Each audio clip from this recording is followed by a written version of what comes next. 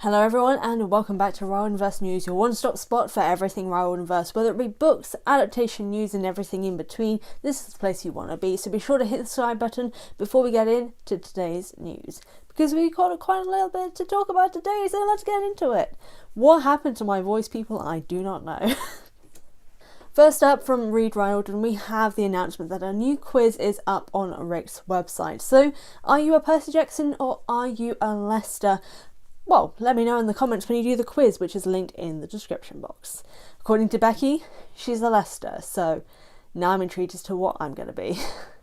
In Rick Riordan Presents news, we have the half cover reveal from JC Savant's Shadow Bruja duology. Now, this is a series that was it's basically a sort of follow-up to the Shadow Runner trilogy, and it's called the Shadow Bruja series, and this book is called The Lord of Night. We don't know when we're going to get a final cover reveal, but considering there is this announcement going on here, we'll probably be seeing it soon, so I'll be sure to put that up when it does come in. In continuing Rick Riordan Presents news, Kwame Mabali is going to the Virtuous Con and has been announced to be one of the guests there.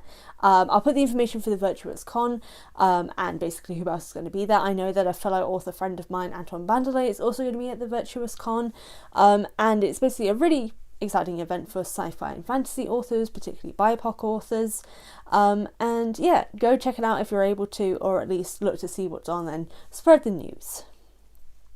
But continuing with Kwame, there is the announcement that Tristan Strong Punches a Hole in the Sky's graphic novel version is now available for pre-orders. That's going to be linked in the description box as well. So if you want to get the graphic novel version of Tristan Strong, go pre-order now, because I'm very excited and I have definitely pre-ordered. Now, this isn't particularly Riordanverse related, but it's something that Becky has tweeted about and a lot of the Rick Riordan Presents authors have been talking about as well, and that is the current issue happening with book banning. Book banning is just in general a serious issue that's happening, particularly due to the fact that it is almost exclusively affecting BIPOC and queer authors, in that their books, even if they don't necessarily feature these themes but are just written by them, are being removed from school lists because teachers are worried about what it may influence in children. And sometimes it's not even teachers, it's also just parents complaining about the situation. And it is a real problem, something that Becky has talked about on her Twitter page here. And well, I just want to bring awareness to it. I don't personally know of anything at the moment, but if I can find any links about ways to sign petitions or ways to spread news about this to stop this from happening, that will be linked in the description box down below. Because people deserve to be able to read things that are about them.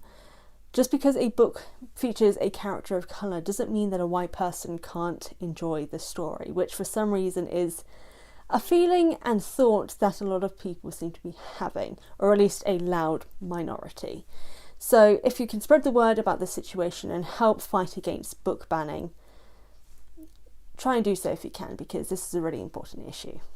And that's basically all the news that we have this week from the Riordanverse. So yeah, let me know which of these news has really stood out to you and what you're looking forward to this year coming Riordanverse news wise.